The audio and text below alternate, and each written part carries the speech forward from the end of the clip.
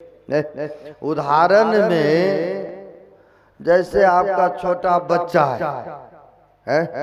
अब मेला उसको लेके चले गए, लेके जेबे करते हैं, मेला लेके चले गए और बच्चे से कहे आपने देखो बेटा हमारा उंगली मत छोड़ना क्योंकि भीड़ है बहुत जबरदस्त, और कहीं तुम बिछड़ जाएगा तो हम भी परेशान तुम भी परेशान, अब परेशान होता ही है ना। कहा उंगली मत छोड़ना। मेला में चले और संजोग बस ऐसा हुआ कि बिछड़ गए। कई बार बिछड़ जाते तो मेला में होता है ना, भूले भक्ते को वहां पर स्टॉल बना रखा है, दफ्तर माइकिंग करते हैं।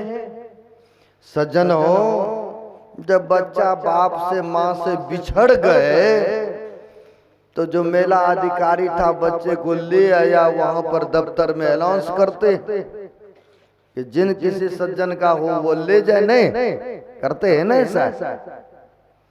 अब बच्चा रो रहा है, कलप रहा है, परेशान है, उनको तरह तरह का मेवा मिष्ठान दे रहा है, फिर भी बच्चा खुश नहीं है क्योंकि अपनापन नहीं दिख रहा है, अपनापन नहीं दिख रहा। बेशक वह झोपड़ी झुग्गी में ही क्यों नहीं रहता हो, अब माँ बाप से बिछड़ गए, उसको महल में लेके चले जाइए, फिर भी वह शांति और सुखी नहीं देखने को मिलेगा क्योंकि अपनापन नहीं है। इसलिए बच्चा जो है व्याकुल है, ऐसा होता है ना है? अब वहां पर मेवा मिष्ठान तरह तरह के खिलौने बच्चे को दे रहे हैं, फिर भी बच्चा रो रहे हैं, चिल्ला रहे हैं। उधर माँ बाप भी तो परेशान है ना, है?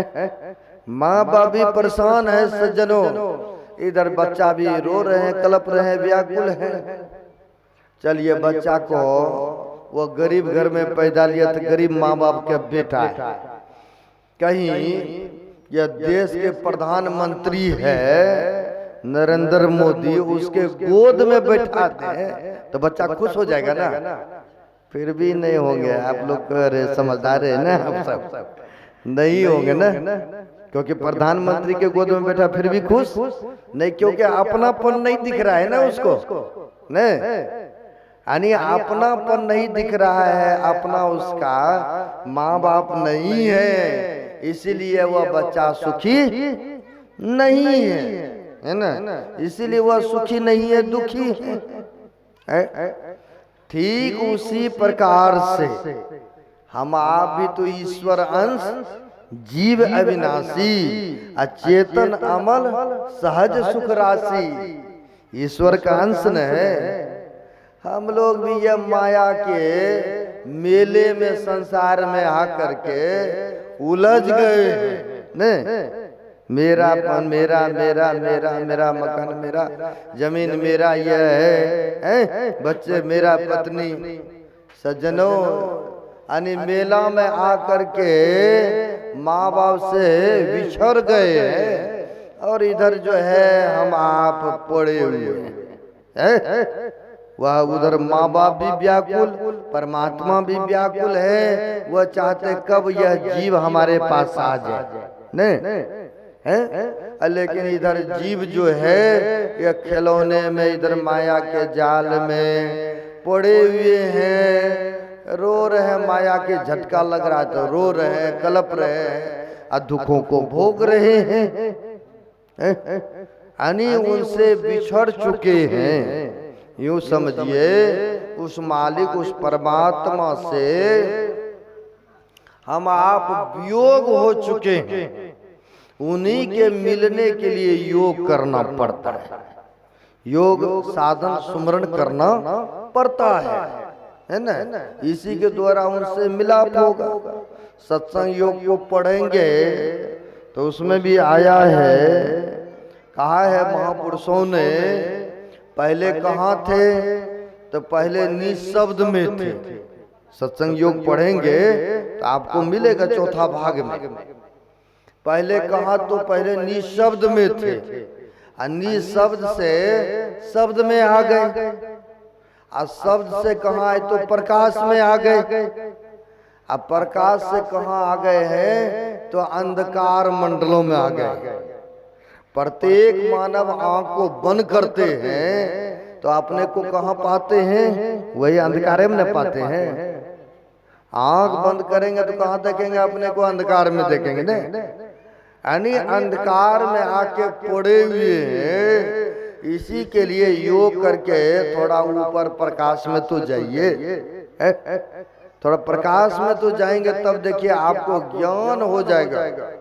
जीव तो चाहवे करता कि हम चले जाएं प्रकाश में, लेकिन माया की झपेटा, माया के लिपेटा है, इसीलिए पड़े हुए हैं इस संसार में।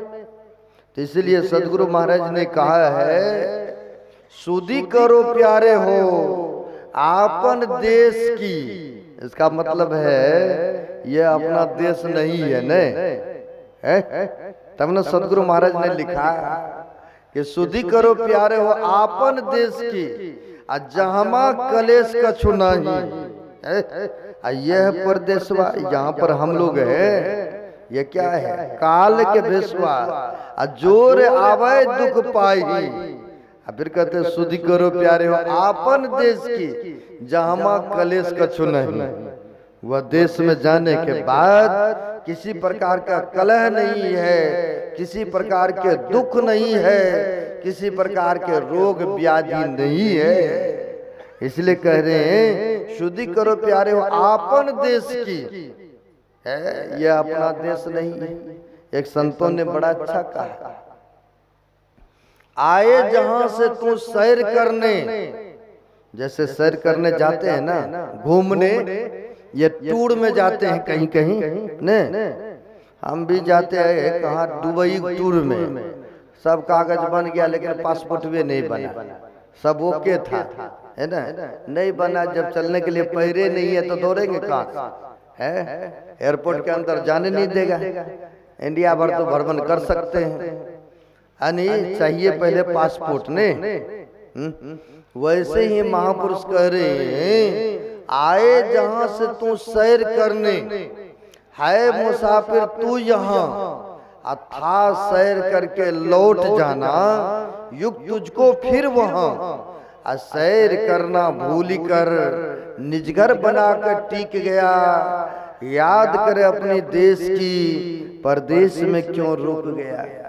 अब देखिए संत महापुरुष कहते हैं अपना देश को याद करो, यह परदेश है परदेश। अब परदेश में आए हैं, निजघर बना के टिक गया है, भूल गए अपना देश को।